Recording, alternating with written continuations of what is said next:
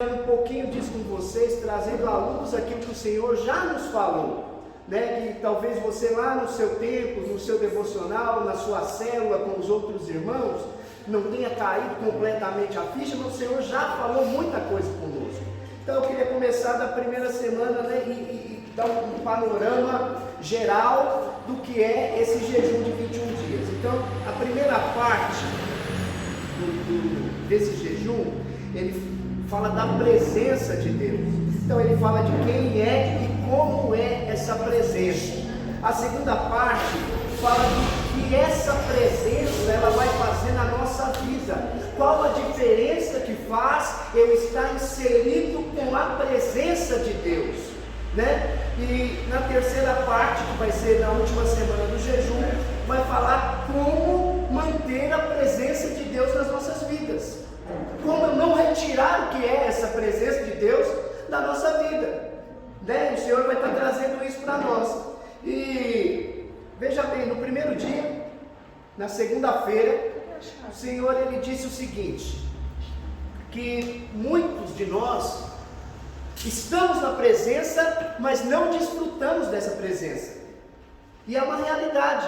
Ali ele até falou de Pilatos, que Pilatos ele estava diante de Jesus, não viu o pecado de Jesus, ele não viu nada que condenasse a Jesus, mas ele não poderia fazer absolutamente nada, mas ele estava na presença de Jesus. Então são muitas as pessoas que estão na presença de Jesus e ainda padecem, mesmo estando nessa presença, não conseguem desfrutar. Pilatos, ele tinha um tempo ali que ele poderia estar desfrutando da presença de Deus, e ele não fez isso. Quantos me entendem? Diga amém. E quantos não somos esses que também não desfrutamos da presença de Deus? Nós estamos com Ele, mas não desfrutamos daquilo que Ele tem para nós. Não pegamos tudo que Ele tem na sua totalidade. Vivemos de migalhas. Quantos não somos esses? Quantos são os cristãos que vivem dessa forma? Assim como Pilatos viveu e tantos outros, né?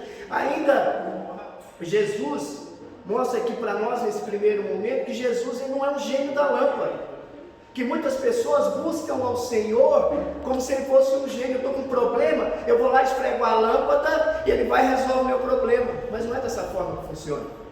Nós sabemos que não é assim que funciona. O Senhor ele vai resolver o seu problema e o meu problema sim, mas quando nós estivermos realmente na presença dele, desfrutarmos de tudo que ele tem, quando nós tivermos um relacionamento com o Senhor. Enquanto nossas crises, enquanto nossa emoção, enquanto nossos problemas forem maior que a minha paixão por Ele, Ele não tem como fazer nada. Nós estamos deixando que as nossas paixões, que as nossas emoções tomem conta, seja maior do que o meu amor pelo próprio Deus. Ele não pode fazer nada. Ele quer você completamente para Ele, diga amém. Amém. Ele não quer dividir você com nada, com ninguém. Ele não quer fazer isso. Mas nós queremos deixar um tempinho para o Senhor. Deixa eu falar para você, o correto seria um tempinho para as outras coisas e todo o tempo para o Senhor.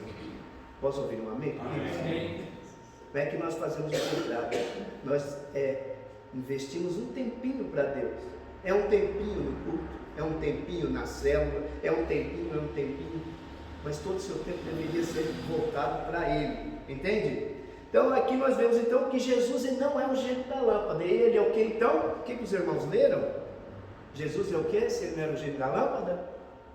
Sim, é o Senhor da glória. É o Senhor da glória. Ele é o Rei da glória, entende? E aí nós vemos o segundo dia, que fala da parábola da grande pérola, né? Que é daquele homem que estava à busca de pérolas, e quando ele encontra uma pérola maior, ele desfaz das outras e continua com aquela que é maior. Ele dá uma evidência, ele dá, como é que eu posso dizer? Ele dá uma ênfase maior para aquela pérola que ele encontrou. Sabe, nós encontramos ao Senhor, nós encontramos a Deus, nós encontramos Jesus, mas nós damos essa evidência realmente a Ele? Nós queremos desfrutar da presença, mas Ele é a grande pérola para nós? Ou será que tem outras coisas ainda que tomam a nossa atenção? Ou será que tem outras coisas que são as grandes pérolas na nossa vida? Às vezes o trabalho, às vezes o dinheiro, às vezes os problemas, às vezes, né? E não conseguimos desfrutar do melhor de Deus. Agora, quando nós entendemos que Ele é a grande pérola, isso começa a fazer um efeito em nós, um efeito positivo. Nós começamos a produzir frutos, e frutos aqui, faço uma leitura diferente. Frutos aqui eu estou falando de vidas para a célula, vidas para isso, vidas para aquilo. Não, eu estou falando de frutos que vão gerar para a eternidade. Então o casamento era destruído. Agora que eu descobri que o Senhor é a grande pérola, esse casamento vai gerar frutos nele. Você consegue me entender? Agora ele vai ser completamente sarado, agora ele vai ser completamente curado. Por quê? Porque o Jesus está em primeiro plano. Ele é a grande pérola desse casamento. Ele faz parte do cordão de 3 dobras.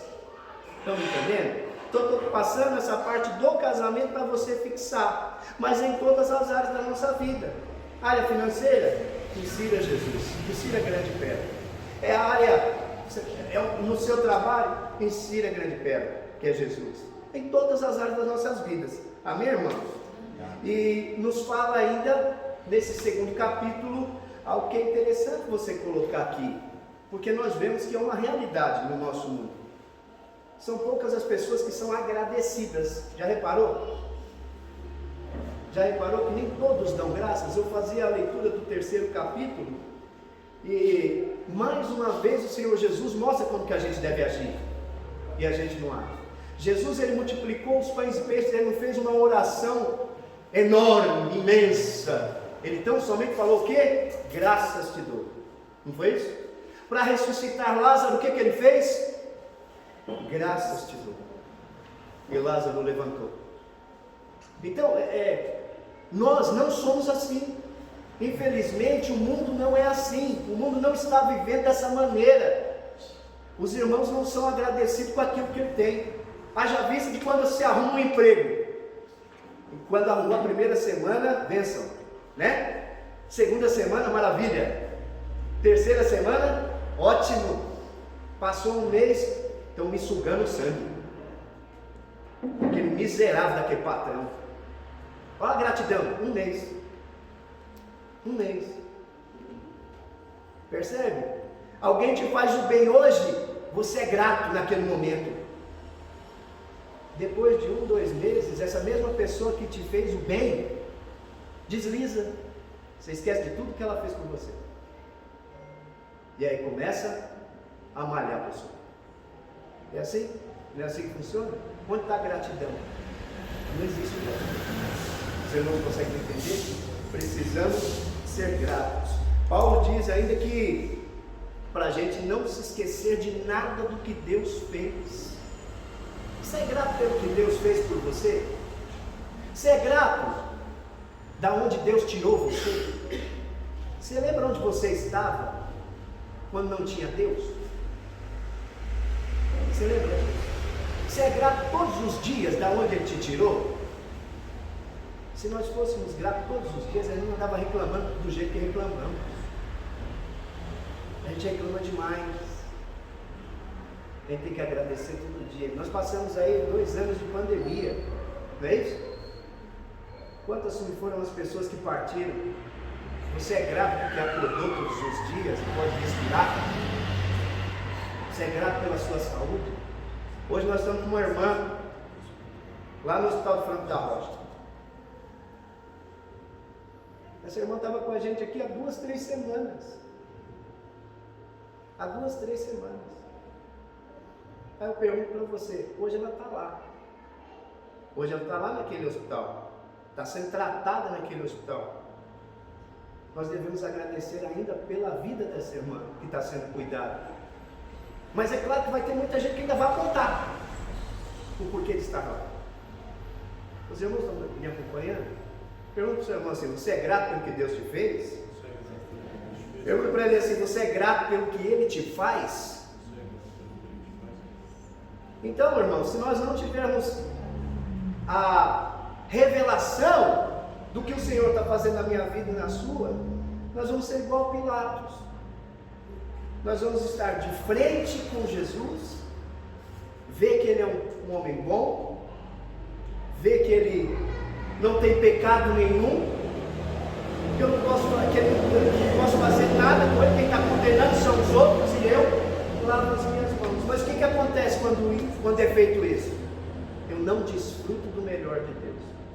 Às vezes Jesus ele passou do seu lado e você não desfrutou do melhor dele. Nós não desfrutamos do melhor dele. Amém? Foram isso que os irmãos leram? Sim ou não? Esse é o primeiro e o segundo capítulo. No terceiro capítulo hoje, fala da ressurreição. Abra sua Bíblia lá em João capítulo 11, verso 20. João, capítulo 11, verso 20.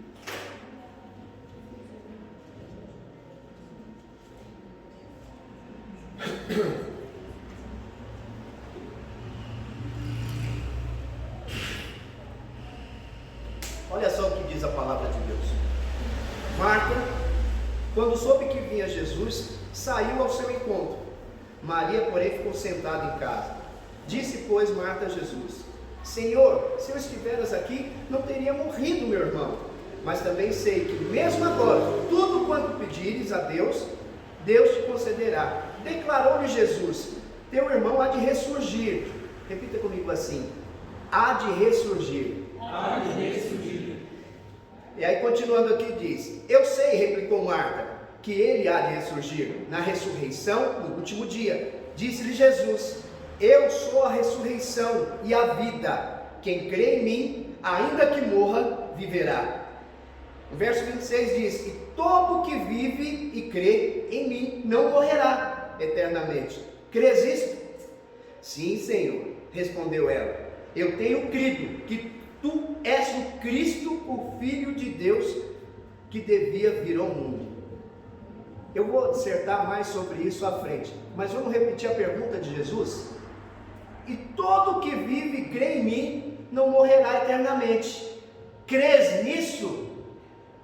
Olha a resposta que ela dá. Sim, Senhor, respondeu ela. Eu tenho crido que tu és o Cristo, o Filho de Deus que devia vir ao mundo. A resposta para a pergunta está correta? Ele perguntou algo, ela respondeu outra coisa. Muitas vezes acontece isso com a gente. O Senhor nos diz algo e nós respondemos outra coisa. Percebe? Olha no verso agora 39. Diz assim: então ordenou Jesus: tirai a pedra. Disse-lhe Marta, irmã do morto: Senhor, já cheira mal, porque já é de 4 dias. Respondeu-lhe Jesus: não te disse eu que se creres, verás a glória de Deus? Tiraram então a pedra, e Jesus, levantando os olhos para o céu, disse: Pai, graças te dou, porque me ouviste. Verso 42: aliás, eu sabia que sempre me ouves, mas assim falei por causa da multidão presente, para que creiam que tudo que me enviaste. E tendo dito isso, clamou em alta voz: Lázaro, vem para fora. Saiu daquele que estivera morto, tendo os pés e as mãos ligadas com ataduras, e o rosto envolto num lenço. Então lhes ordenou Jesus: desatai-o e deixe-o ir. Você pode dizer um amém por isso? Amém. Por essa situação que aconteceu aqui? Agora deixa eu trazer algo para você. Se você está com o livro, você pode me acompanhar. Tá? Então olha só. Você já descobriu que Jesus, que o Senhor Jesus é o Rei da Glória. Amém? Já descobriu que Ele é a grande pérola. Amém? Agora, em outros encontros com a família de Lázaro, Jesus havia dito que Ele era a ressurreição. E essas duas coisas aqui, elas precisam caminhar, elas caminham juntas. Jesus ressuscita você para uma nova vida. Deixa eu te falar uma coisa. Antes de você conhecer Jesus, você era morto. Antes de você conhecer Jesus, você estava no inferno. Jesus, Ele vai até você e Ele faz com que o morto se levante. Mas é para quê? Para que esse morto agora viva uma vida diferente, uma vida digna da vida do Senhor. Não é para, Ele não retirou você do inferno, Ele não fez com que você ressurgisse para você viver as mesmas coisas que vivia lá fora. Ele não trouxe você agora para fazer parte de um corpo para você estar passando necessidade. Ele não trouxe você para fazer parte do corpo para você sofrer. Ele já sofreu por você. Hoje nós precisamos desfrutar do melhor que Ele tem para nós. Amém. Glória a Deus. Desfrutar. Mas muitos de nós ainda vivemos da forma que vive o morto. Mais para frente nós vamos falar como é que vive o morto. Como é que você percebe quem é morto?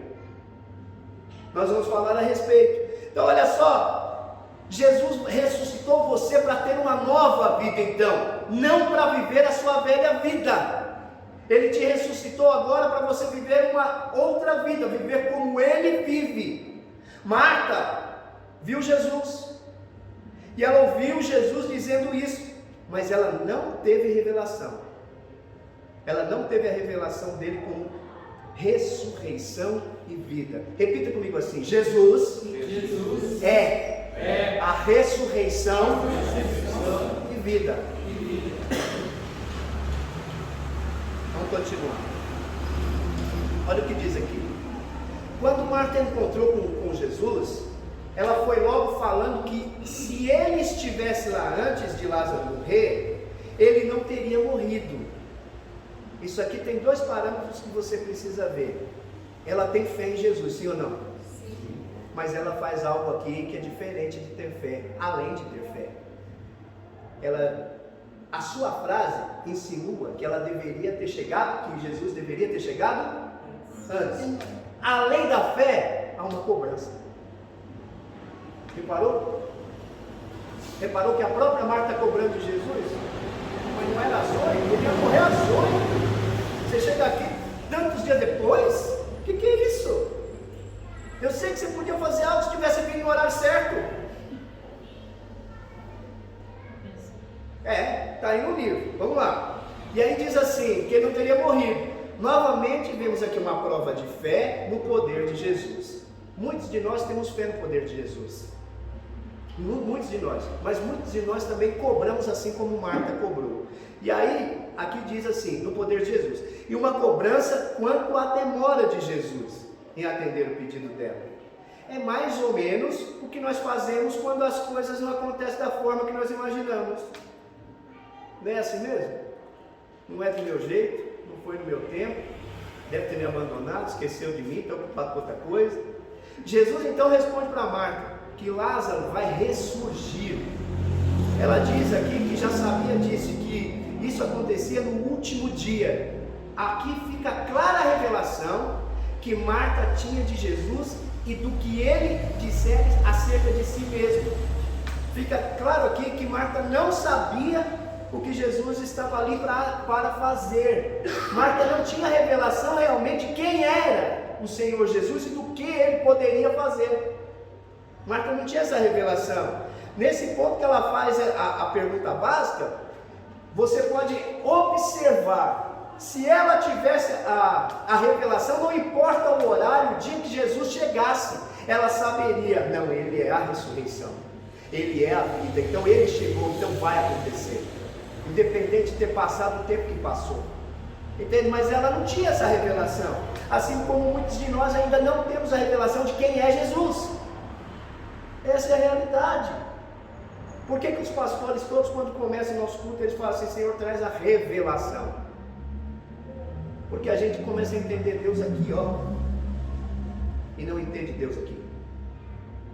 A gente começa a experimentar de Jesus aqui, ó, mas não experimenta de Jesus aqui. Jesus está com você todos os dias da sua vida. Obrigado pelo amém. Olha lá, Jesus então resolve colocar em prática do que ele dissera acerca de si mesmo, de que ele é a ressurreição e a vida. Caminha até o túmulo de Lázaro e ordena que as pessoas ali presentes tirem a pedra do sepulcro. Ao ouvir Marta, de imediato fala para Jesus: já cheira mal, porque ele está morto há 4 dias. Olha a Marta aí de novo, mostrando que não tinha revelação nenhuma do que ia acontecer. E aí, essa frase aqui deixa claro que Marta, naquele momento, não tinha revelação mesmo. Não sabia absolutamente nada do Senhor, né? Do significado que Jesus havia dito. E de que Ele era a ressurreição e que Ele era a vida. Então ela não tinha percebido isso ainda. No entanto, antes de falar dessa ressurreição e a vida, Jesus usando essas mesmas passagens bíblicas, vamos ler o que significa morte. Primeira coisa, o que significa morte aqui nessa passagem que você leu? Primeira coisa que caracteriza a morte. Repita comigo, mau cheiro. Mau cheiro. Será que uma pessoa que está morta, ela consegue sentir o mau cheiro? Quem é que sente o mau cheiro? Quem está vivo. Faz um favor para mim, encosta aquela porta lá, está fazendo muito barulho de escape. E aí eu tenho que forçar mais ainda a voz. Então veja só sente o mau cheiro quem está vivo, quem está morto não sente o mau cheiro. Você pode reparar que às vezes alguém está com um problema e você fala assim, você está bem? A pessoa fala, estou. E aí você fala, você está bem mesmo? Essa pessoa que está falando, com certeza ela está viva e está sentindo o mau cheiro daquele que está morto. Mas o morto, ele não sentiu o mau cheiro ainda. Ele está definhando e não sentiu que está definhando. Consegue perceber? Todas as vezes acontece dessa forma. Então repita comigo assim, o morto não sente o cheiro. O morto não sente o cheiro. E aí, olha o que diz aqui. Lázaro, ele não reclamou do mau cheiro. Ele não sentia absolutamente nada. Os vivos que estavam lá próximo, esses já não estavam nem conseguindo, suportando o odor que estava terrível. Assim é a vida daquele que não está vivo. Cheira mal para o reino de Deus. Posso ouvir um amém por isso? Amém. Agora não é muito simples a convivência com ele por causa do forte cheiro, esse cheiro de morte que ele carrega. Por isso a palavra de Deus diz que não devemos nos unir aos... Como é que está escrito aí? Leia no seu livro, eu gostaria de ouvir a todos falando. O que está escrito aí? Que a palavra de Deus diz? Que nós não devemos...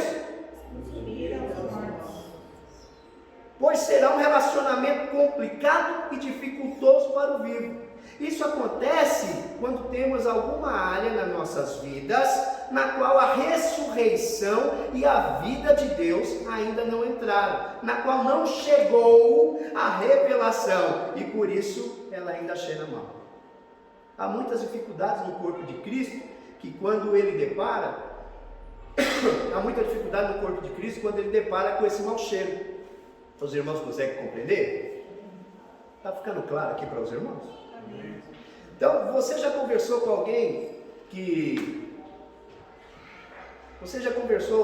alguém para que a morte ainda existe em alguma área da vida da pessoa?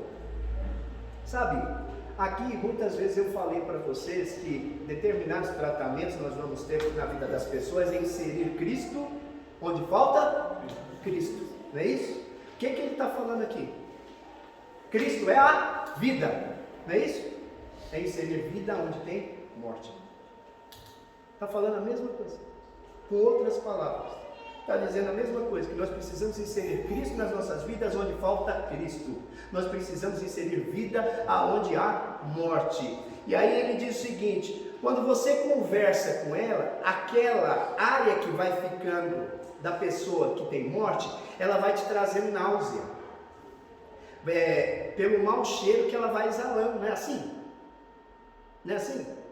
E aí nós vemos aqui que normalmente quando a pessoa vai embora, você fica até querendo tomar um banho. Não é desse jeito? Isso acontece porque ainda há morte naquele lugar. O segundo sinal da morte são as mãos atadas. Olha bem isso. Lázaro, ele não apenas estava cheirando mal, mas ele estava com as mãos atadas. As mãos apontam para as obras.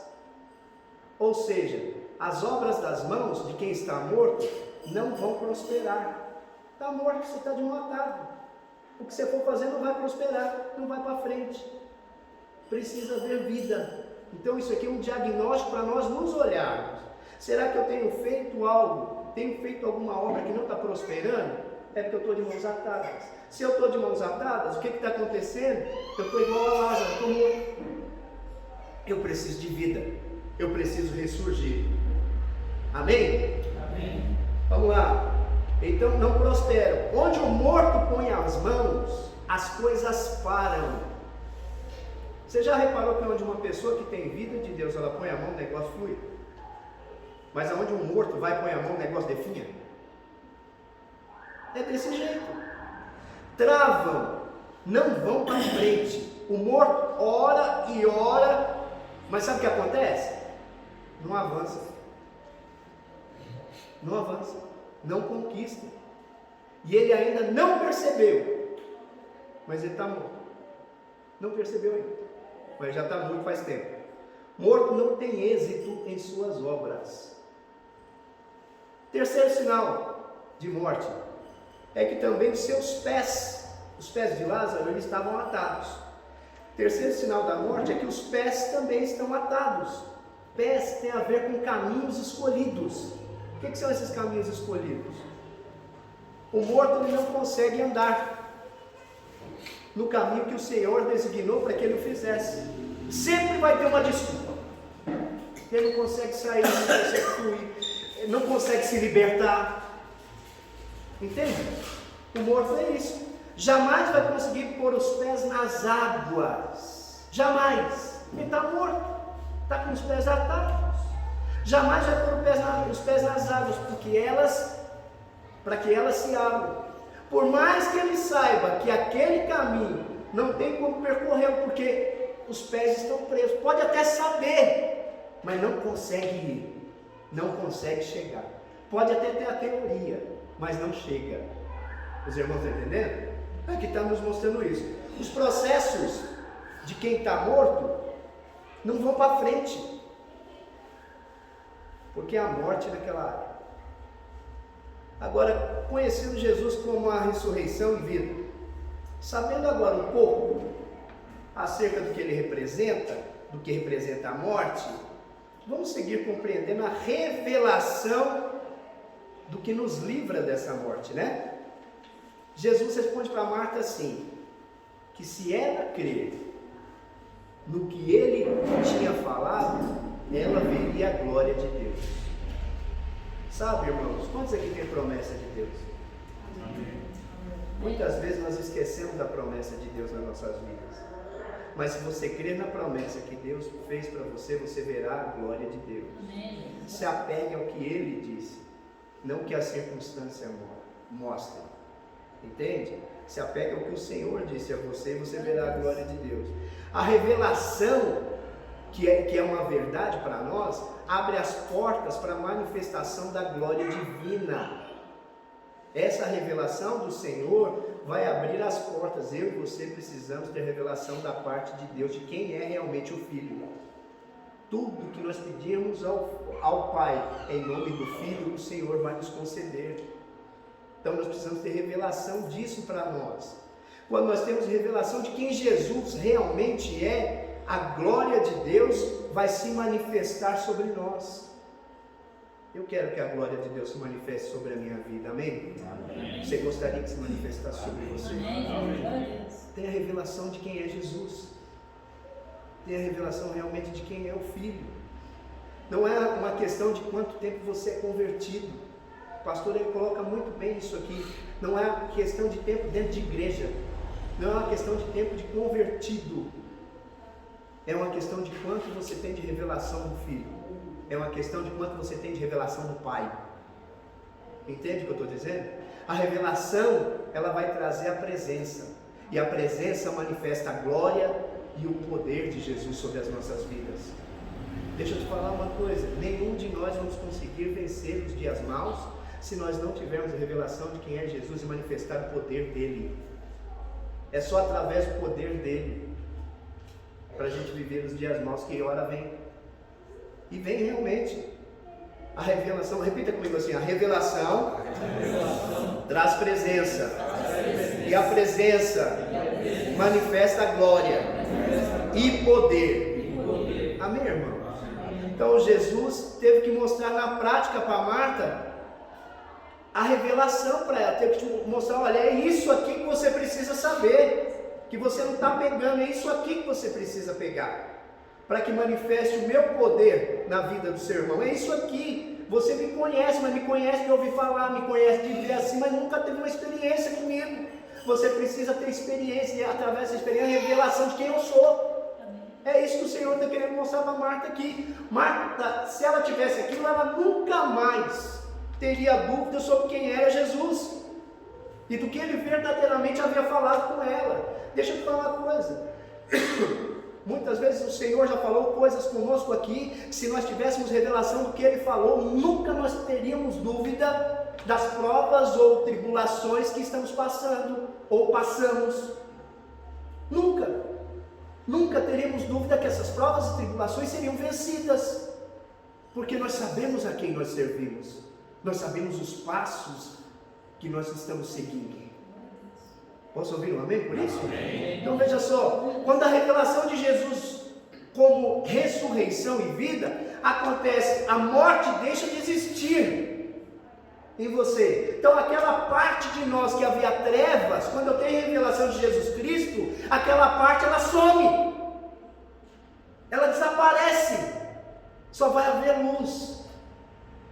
Só vai haver luz. Então veja só aqui, continuando falando, ele diz o seguinte, que naquela área que nós temos problemas, se eu tenho revelação, eu agora começo a desfrutar do melhor de Deus, mesmo com problema. Por quê? Porque eu tenho revelação que o Senhor naquela área Ele vai estar tratando, e eu vou ser cada dia mais parecido com Ele.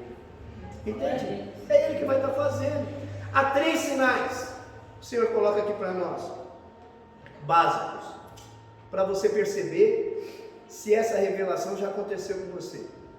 Primeiro sinal: onde a ressurreição e a vida chega, o perfume de Cristo passa a exalar em lugar do mau cheiro.